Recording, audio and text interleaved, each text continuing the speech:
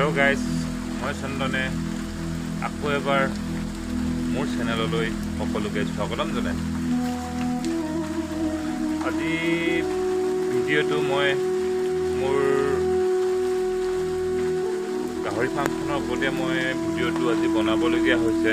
কাৰণ আপোনালোকেতো জানেই গাহৰিৰ ওপৰত বহুত ধৰণৰ এতিয়া বেমাৰৰ কথা কৈ চৰকাৰে আমাক স্বাৱলম্বী হ'বলৈ অলপ বাধা প্ৰদান কৰিছে, যিহেতু সেইটো কাৰণে আজি মই ভিডিঅ'টো আজি বনাইছোঁ।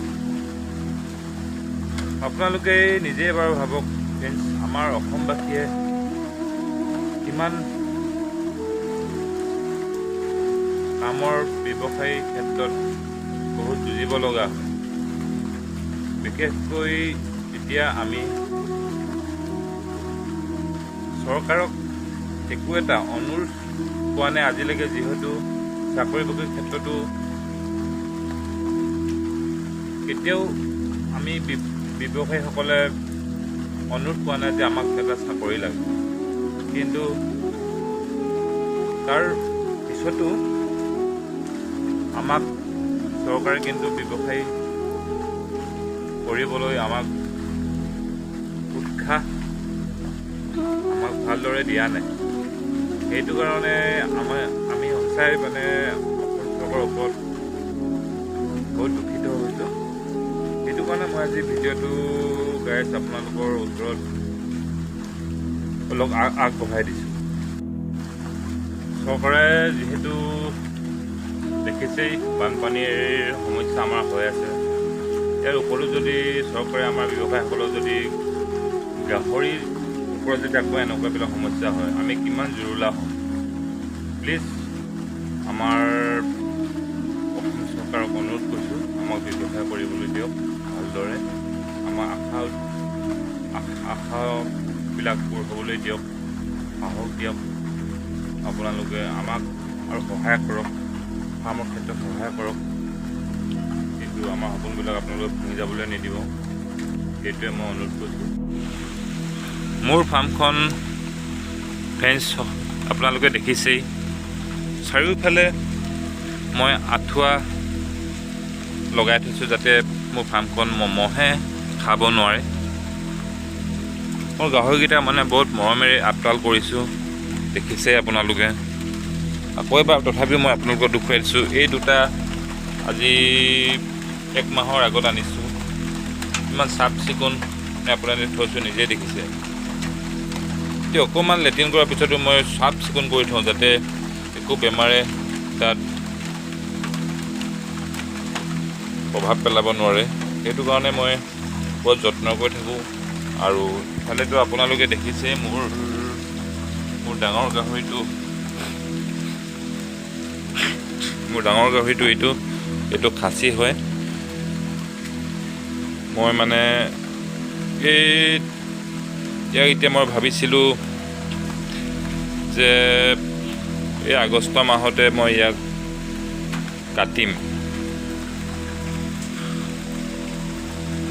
বিক্ৰী কৰিম বুলি ভাবিছিলোঁ। তাৰপিছত ভাবিছিলোঁ যে আৰু 1-2টামান আনি অলপ ফাৰ্মখন অলপ বঢ়াম বুলি ভাবিছিলোঁ। যিহেতু মই ফাৰ্মখন এবাৰ প্ৰথম নতুনকৈ কৰিছোঁ, ভাবিছিলোঁ আশাৰ ৰেঙনি এটা কিবা ভাল হ'ব। কিন্তু চৰকাৰৰ কিছুমান বিবেচনাৰ বাবে মই অলপ থমকি ৰ'ব লগা হৈছে। যিহেতু মই ব্যৱসায়ত লোকচানত পৰিম নেকি বুলি মোৰ মনে কয়। সেইটো কাৰণে চৰকাৰক মই অনুৰোধ কৰিছোঁ, আপোনালোকে আমাৰ ব্যৱসায়ীসকলক যাতে আগবাঢ়ি যাবলৈ দিয়ক। আৰু যদি কিবা বেমাৰো হয়, সেই বেমাৰৰ সমাধান উলিয়াওক। আপোনালোকে কিদৰে বেমাৰবিলাক আঁতৰাব পাৰি তাৰ সমাধান উলিয়াওক। আৰু আমাৰ ব্যৱসায়ীসকলৰ কাৰণে আপোনালোকে এতিয়া গাহৰি ফাৰ্মাৰবিলাকলৈ যিহেতু একো চৰকাৰৰ আঁচনি নাই, আঁচনি উলিয়াওক, আঁচনি প্ৰণয়ন কৰক নতুনকৈ যদি নাই। এতিয়া গাহৰিৰ বাবে আপোনালোকে পশু চিকিৎসালয়ত কিছুমান বস্তু সামগ্ৰী দিব পাৰে আমাক। যিহেতু DDTৰ পৰা মহৰ পৰা যদি বেমাৰ আহে মহ খেদাবৰ কাৰণে আপোনালোকে DDT হেৰি দিব পাৰে।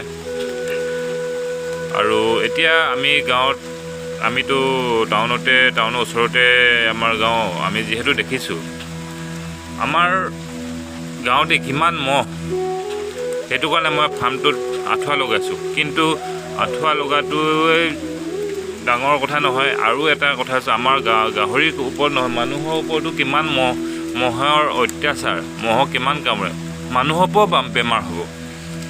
আৰু সেই বেমাৰৰ কথা আজি মই চৰকাৰক এটা অনুৰোধ কৰিছোঁ।